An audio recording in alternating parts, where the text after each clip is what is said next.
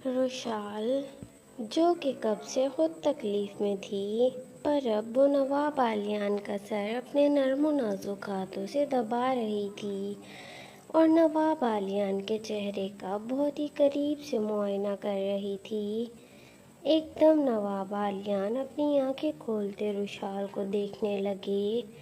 روشان جو ان کے آنکھیں کھولنے پر چونکی تھی، ایک دم اپنا ہاتھ پیچھے لیتی، اس سے پہلے ہی نواب عالیان اس کا ہاتھ اپنے ہاتھ کی گرفت میں لے گئے تھے۔ اب وہ انجان بنی پنچھی کی طرح پوچھ رہے تھے، گڑیا، میرا بچہ، آپ یہاں؟ سب خیریت ہے نا؟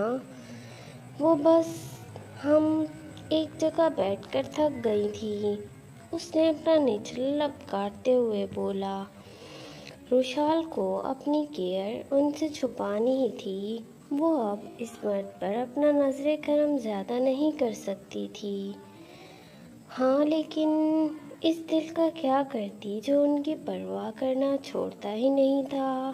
اس دل کے ہاتھوں مجبور ہوتی تو وہ ان کے پاس بیٹھی ان کا سر دبا رہی تھی۔ نواب عالیان جو اب بہت قریب سے اپنی گڑیا، اپنی روشال کا چہرہ دیکھ رہے تھے، جو ماں کی دہلیز پر قدم رکھتے ہی بے حد حسین ہو گیا تھا۔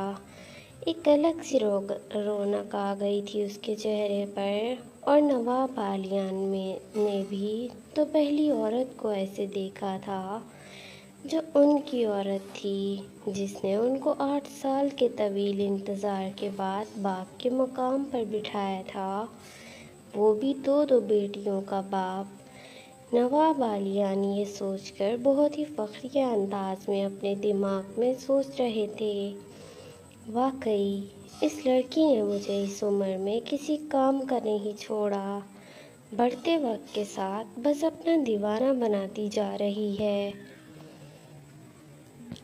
روشال جو چپ چاپ اسپاٹ چہرہ لیے بیٹھی تھی، ایک دم اس کی نظر پھر سے نواب عالیان پر پڑی، جن کا شاید سر کا درد نہیں گیا تھا، اوپر سے ان کی آنکھیں بتا رہی تھیں کہ وہ 2 راتوں سے سوئے بھی نہیں ہیں۔ اب روشال ہلکا سا پیچھے ہوتی اس طرح بیٹھی تھی، اور نواب عالیان اس کا انداز دیکھتے ہی سمجھ گئے تھے۔ وہ اسی پل اپنا چہرہ روشال کی طرف کرتے، اپنا سر اس کی گود میں رکھتے، اپنے منہ کا رخ اس کے پیٹ کی جانب کرتے، اپنا چہرہ روشال کی بیلی میں چھپا گئے تھے۔ روشال ان کا لمس محسوس کرتے آنکھیں موندتی، ایک ہاتھ ان کے سر پر لے جاتی آرام سے دبانے لگی تھی۔ نواب عالیان جو کتنے دنوں بعد اس طرح روشال کے بہت قریب تھے، ان کی آنکھوں سے نکلا پانی روشال کے گاؤن کو بھگو رہا تھا۔ روشال جس کو کہ پتہ لگ رہا تھا، لیکن وہ بس ان کے بالوں میں ہاتھ پھیرتی، کچھ پل کا اپنی بچیوں کے باپ کو سکون دے رہی تھی، پر اب اس مرد کو وہ زیادہ اپنی زندگی میں جگہ نہیں دے سکتی تھی۔ کچھ لمحوں بعد روشال نے اپنے پیٹ کی جانب دیکھا۔ نواب عالیان جو اس کے اندر اپنا منہ دیے کب کے سو گئے تھے، روشال بھی کچھ پل ان کو دیکھتی، اپنا سر صوفے پر گراتی آنکھیں بند کر گئی تھی۔ 1.5 ماہ کا وقت گزر گیا تھا۔ نواب عالیان علی خان اور روشال کی زندگی میں ابھی بھی کچھ زیادہ تبدیل نہیں ہوا تھا۔ نواب عالیان خان نے بہت منایا روشال کو، پر وہ مانی ہی نہیں۔ اب روشال کا رویہ نواب عالیان کے سیدھا دل پر وار کرنے لگا تھا۔ سب سے زیادہ روشال کا ان کو نواب صاحب بولنا اب نواب عالیان خان کا دل چیر دیتا تھا۔ اپنی پسندیدہ عورت کے منہ سے یہ سب اب انہیں برداشت نہیں ہوتا تھا۔ اس 1.5 مہینے میں روشال نے ان کو اپنے کمرے میں بھی رات کو سونے نہیں دیا تھا، اور نہ ہی نواب عالیان کو اس کے ساتھ کوئی بے باکی دکھانے دی تھی۔ اور رشال کو دادی جان نے رباب کا بھی بتا دیا تھا، پر سٹل رشال نواب عالیان کو ذرا نظر بھر کر بھی نہیں دیکھ رہی تھی۔ آخر نواب عالیان نے بھی اس کے پیار کو دھتکار دی تھی، تو ان کو بھی اپنے پیار کو حاصل کرنے کے لیے یہ سارا خمیازہ بھگتنا ہی تھا۔ 1.5 مہینے بعد خان حویلی جو دلہن کی طرح سجائی گئی تھی، رات کے 7 کا وقت تھا۔ پوری حویلی کو جدید لائٹس اور گیندے گلاب کے پھولوں سے آراستہ کیا گیا تھا۔ حویلی کے بڑے سے صحن میں دیگیں پک رہی تھیں۔ حویلی کے دروازے پر غریبوں کی قطاریں ہی قطاریں لگی ہوئی تھیں۔ کتنا صدقہ اور خیرات کیا جا رہا تھا۔ اندر حویلی کے بڑے سے ہال میں جیسے جشن کا سماں تھا۔ مہمانوں کی آمد شروع ہو چکی تھی، کیونکہ یہ کوئی عام فنکشن نہیں تھا بلکہ نواب عالیان کی دونوں بیٹیوں کا عقیقہ تھا، اور آج میں دن ان کے رشال بیگم چیلے سے فارغ ہوئی تھیں، اور سب سے بڑی بات، آج ان کی دونوں گڑیوں کا نام بھی رکھا جانا تھا۔ یہ سب ان کے چھٹے دن ہوتا، لیکن دادی جان کا فیصلہ تھا کہ ان کی رشال بہت صحیح طرح ٹھیک ہو جائے، پھر چلے پر ہی بڑا فنکشن کیا جائے گا۔ نواب عالیان علی خان جو کرکراتی براؤن کاٹن کی شلوار قمیض پر بلیک مردانہ شال کندھوں پر ڈالے ابھی ڈیرے سے ہوتے اندر ہال میں آئے تھے، اپنی پرسنالٹی کے ساتھ نقوش تنے ہوئے تھے۔ پورے دن میں انہیں اب وقت لگا تھا کہ حویلی میں آنے کا، کیونکہ صبح سے وہ اپنی بچیوں کے عقیقے، درگاہوں میں صدقات بانٹنے اور دور دراز شہروں کے نواب اور کئی علاقوں کے سردار آئے ہوئے تھے جن سے ملنے میں وہ مصروف تھے، اور ابھی کچھ دیر تک ان کا خاص دوست، سفید حویلی کا سب سے بڑا بیٹا اور اپنے علاقے کا 31 سالہ سردار ابراہیم داؤد درانی آنے والا تھا۔ نواب عالیان جو ابھی بھی ہال میں داخل ہوئے تھے، سامنے ہی دادی جان بیٹھی ہوئی تھیں۔ پوتا صاحب یہاں آئیں۔ جی دادی جان۔ نواب عالیان اپنی روبدار پرسنالٹی کے ساتھ آگے بڑھتے اپنا سر احترام میں دادی جان کے آگے کر گئے تھے۔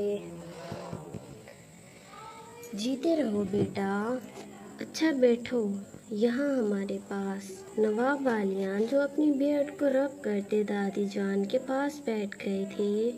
کیا ہوا؟ ابھی تک روٹھی ہوئی ہے؟ منا لوں گا ان کو دادی جان، آخر آپ کا پوتا ہوں، یہ بولتے وہ مسکرائے تھے۔ جاؤ جا کر تیار ہو اور جلدی اپنی بچیوں اور بیگم کو نیچے لے کر آؤ۔ ویسے ہم نے شمسا کو رشال بہو کے پاس بھیجا ہوا ہے اس کی مدد کرنے کے لیے۔ جی دادی جان۔ یہ بولتے وہ سیڑھیاں چڑھتے رشال کے کمرے کی طرف بڑھنے لگے، جہاں بیچارے نواب کی انٹری رات کے وقت بند تھی۔ نواب عالیان جو سیڑھیاں چڑھتے اپنی بیگم کے کمرے کی طرف بڑھ رہے تھے، ایک دم کوئی ان سے ٹکرایا تھا۔ آؤچ! وہ گرتا ہی کہ نواب عالیان ایک ہاتھ آگے کرتے اس کو ہلکا سا تھام گئے تھے، پر نظریں اس کی طرف نہیں کی تھیں۔ اوہ تھینک یو، آپ نے مجھے سنبھال لیا عالیان۔ ان کے بہت ہی قریب کھڑی 21 سالہ لڑکی نوال اپنی خوبصورت نسوانی آواز میں بولی تھی۔ نواب عالیان ہلکا سا اس کو دور کرتے بے تاثر اسپاٹ اور بنا اس کی طرف دیکھے بولے، آپ مجھے بھائی جان بولیں، زیادہ بہتر ہے بچے، چھوٹی ہیں آپ، اور رشتے میں ہم آپ کے بڑے بھائی لگتے ہیں، تو رشتے کا لحاظ رکھا کریں اور ذرا دیکھ کر چلا کریں۔ یہ بولتے نواب کے سارے منصوبے پر پانی دھرتے وہ لمبے لمبے ڈگ بھرتے رشال کے کمرے کی جانب بڑھ گئے تھے۔ اف، اس عالیان خان کو پھنسانا کوئی معمولی بات نہیں ہے۔ سر پھپھو نے تو بولا تھا کہ نوال میرے بیٹے سے پیار سے بات کرو گی تو وہ پھنس جائے گا، پر مجھے تو نہیں لگتا کہ یہ نواب مطلب عالیان خان تو کافی بلند کردار کا معلوم ہوتا ہے، اتنی آسانی سے یہ میرے قابو میں نہیں آئے گا۔ ویسے کمال کی شخصیت ہے اس بندے کی۔ صحیح بات ہے، یہ واقعی ہی سلطنت کا شہزادہ ہے۔ اب اس کو قابو کرتے مجھے اس کی تیسری بیگم بننا ہی ہے اور اس چھوٹی 18 سال کی لڑکی کو یہاں سے چلتا کرنا ہے۔ دل لے گئے عالیان تم اپنے روڈ بیہیویئر سے اس نوال کا۔ اب تو آنکھیں بھی تم پر، دل بھی تم پر۔ یہ بولتی وہ ہنستی چلی گئی تھی۔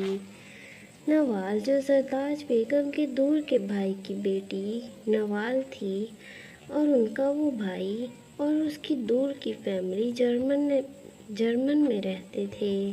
زرتاج بیگم نے نوال کو اپنے بیٹے کے لیے بلوایا تھا کیونکہ وہ اب چاہتی تھی کہ نوال ان کے بیٹے کی تیسری بیوی بن کر ان کو اس خاندان کا وارث دے سکے اور وہ رشال کو یہاں سے جلدی نکال دیں، کیونکہ نواب عالیان کا عشق، ان کی دیوانگی اب ان سے رشال کے لیے برداشت نہیں ہو پا رہی تھی۔ نواب عالیان گہرا سانس بھرتے کمرے کے اندر داخل ہوئے، پر سامنے کا منظر دیکھتے ان کا چہرہ اور دل دونوں مسکرائے تھے۔ ان کی چھوٹی سی بیگم دونوں بیٹیوں کو کپڑے پہنانے کی ناکام کوشش کر رہی تھی جو کہ اس کے قابو میں نہیں آ رہی تھیں۔ دونوں ماشاءاللہ سے کافی پیاری، گول مٹول چھوٹی پٹھانیوں کی طرح تھیں۔ ابھی بھی رشال بہت کچھ معصومانہ بڑبڑاتے ان کو ان کی چھوٹی چھوٹی پٹھانی ڈریس پہنانے کی کوشش میں لگی ہوئی تھی۔ کون کہتا ہے کہ بیٹیاں ماؤں کی ہوتی ہیں؟ تم دونوں تو پوری کی پوری اپنے ابا اور دادی کی دیوانی ہو، میری تو ہو ہی نہیں۔ اتنی پیاری پیاری شکایتیں سنتے نواب عالیان کے لب کو ہنسی نے چھوا تھا۔ ابھی ان کے ابا آئیں گے۔ کون امی؟ ہاں، رشال ایک کو ہلکی سی چہرے پر چپٹ لگا کر بولی تھی۔ وہ آگے سے اپنی بچوں والی بولی بولتے اپنی ننھی سی زبان نکالتی ہنسی تھی۔ نواب عالیان یہ دیکھتے ہنستے ہوئے ماں بیٹیوں کی طرف بڑھے، پر اب انہوں نے اپنے چہرے پر سنجیدہ نقلی سے تاثرات سجائے تھے۔ رشال، آپ تیار نہیں ہوئی ابھی؟ رشال ان کی بات کو نظر انداز کرتی بچیوں میں اپنے آپ کو مصروف ثابت کرنے لگی۔ بیگم، میں نے آپ سے کچھ کہا ہے، آپ تیار ہو جائیں، نیچے مہمان آنا شروع ہو گئے ہیں، سب آپ کو اور ہماری بچیوں کو بے شمار دعائیں دینا چاہتے ہیں۔ ہو جاؤں گی تیار، آپ کو مجھے بتانے کی کوئی ضرورت نہیں ہے۔ نواب صاحب ایسے لہجے میں بولی کہ ان کے دل کو لگا تھا، لیکن وہ اس کو ابھی بچی سمجھتے، بس اس کا انداز ہوا میں اڑا گئے تھے۔ ان کے نزدیک ان کی بیگم کا ان سے ایسے بات کرنا بنتا تھا۔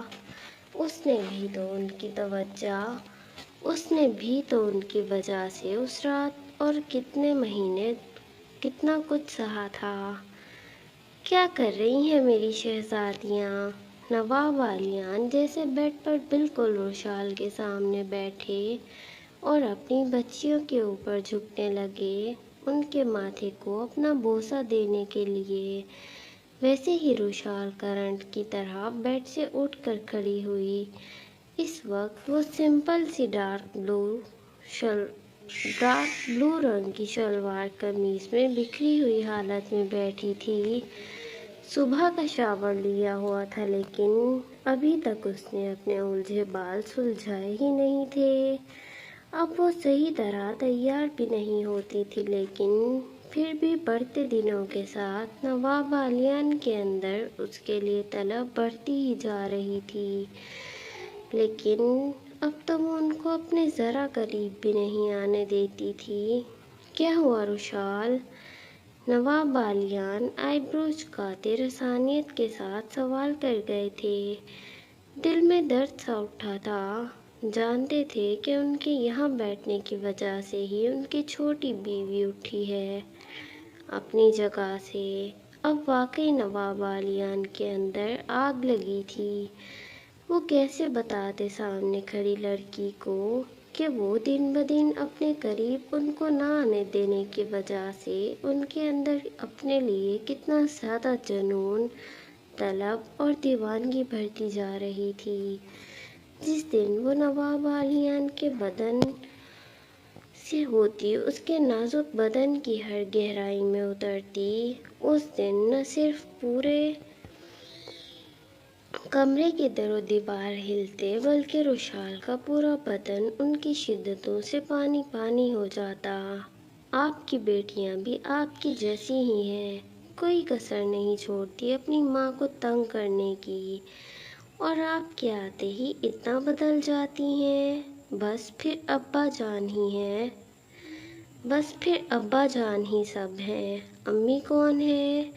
وہ اپنے دانت پیستے ہوئے بولی تھی۔ وہیں نواب بالیان اب واقعی ہنسی دبا گئے تھے اور ان کی ننھی شہزادیاں اپنی ماں کی باتیں سنتے اپنی ماں کو اور تپ چڑھانے کے لیے اپنے ابا جان کی طرف اپنے ننھے منھے ہاتھ پھیلا گئی تھیں۔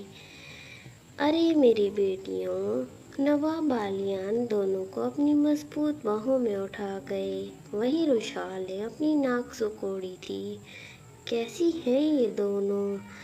اپنی کمر پر ہاتھ رکھتے وہ بہت ہی معصومیت سے بولی تھی۔ نواب بالیان کی اب نظریں رشال پر ہی جمی تھیں۔ فٹنگ والی قمیض جس میں سے اس کے صحیح سائز کی نازکی گول گول بہت ہی خوبصورت انداز میں عیاں تھی، ان کے لیے وہ اندر ہی اندر ترسی نگاہ سے اس کی گہرائیوں کو دیکھ رہے تھے، جن کا جام انہوں نے 1.5 مہینے سے نہیں لیا تھا۔ بس یہ جام آج کل ان کی 2 گول مٹول شہزادیوں کی پسندیدہ غذا بنا ہوا تھا۔ کیا دیکھ رہے ہیں آپ؟ رشال ایک دم اپنی گہرائیوں کو اچھی طرح دوپٹے سے ڈھک گئی، جن کو نواب بالیان بچیوں کو گود میں لیے پیاسی نگاہوں سے دیکھ رہے تھے۔ کچھ بھی تو نہیں، جو میری چیز ہے اسے ہی دیکھ رہا ہوں۔ چھپا تو ایسے رہی ہیں جیسے ان کا نظارہ میں نے کبھی کیا ہی نہیں۔ وہ بے باکی سے رشال کو دیکھتے بے شرمی سے بول گئے تھے۔ یہ سنتے رشال کے کان اور گول مول آرے سرخ ہوئے تھے۔ دیکھیں، ایسی باتیں کرنے کی میں آپ کو اجازت نہیں دیتی۔ ایک کام کریں، آپ ہی اب ان دونوں کو تیار کریں جب تک کہ میں جا کر خود تیار ہو جاؤں۔ یہ بولتے رشال شرم و حیا اور غصے کی سرخی لیے ڈریسنگ روم کی طرف بڑھنے لگی کہ ایک دم جو نواب بالیان بولے اس پر رشال اندر تک سرخ ہوئی تھی۔ اگر آپ بولیں تو آپ کو بھی تیار کر دیتا ہوں بیگم صاحبہ۔ دھیان دونوں بیٹیوں پر تھا، پر بے باک الفاظ اپنی چھوٹی سی معصوم بیوی کو سنائے جا رہے تھے۔ آپ کو شرم نہیں؟ آپ کو شرم نہیں آتی کیا؟ 2 بیٹیاں ہو گئی ہیں آپ کی، اور اتنے ہی آپ رنگیلے مزاج ہوتے جا رہے ہیں۔ کوئی 20 سال کے جواب نہیں ہیں آپ، 33 سال کے بھرپور مرد ہیں۔ وہ غصے میں جھنجھلا کر بولی تھی اور پاؤں پٹکتی ڈریسنگ روم کی طرف بڑھنے ہی لگی تھی کہ اتنے میں نواب بالیان بولے، اچھا، مجھے تو لگتا ہے کہ میں ابھی بھی جوان اور ایک بھرپور مرد ہوں۔ آج کی رات آزما لیں چھوٹی بیگم، آپ کے اندر اتر کر آپ کے چھکے چھڑوا سکتا ہوں۔ توبہ توبہ، کیسی باتیں کر رہے ہیں؟ اپنی بیٹیوں کو تیار کریں، کوئی لڑکے نہیں ہیں آپ۔ یہ بولتی وہ غصہ کرتے خالص بیویوں والا روشال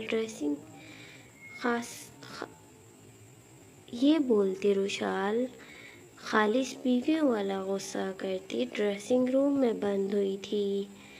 وہیں نواب عالیان اپنی بیٹیوں کو ان کی چھوٹی چھوٹی پٹھانی لباس زیب تن کراتے گانا گنگنانے لگے۔ او سجنی رے کیسے کٹے دن رات، او سجنی رے کیسے ملا تیرا ساتھ۔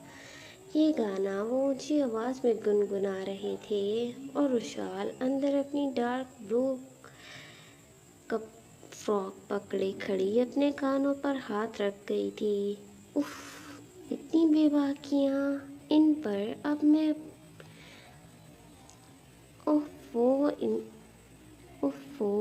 اتنی بے باکیاں پر اب میں بھی پرانے والی روشال نہیں رہی۔ اتنا آسان نہیں ہے میرے قریب آنا نواب صاحب، یہ بولتی وہ سب کچھ نکال گئی تھی۔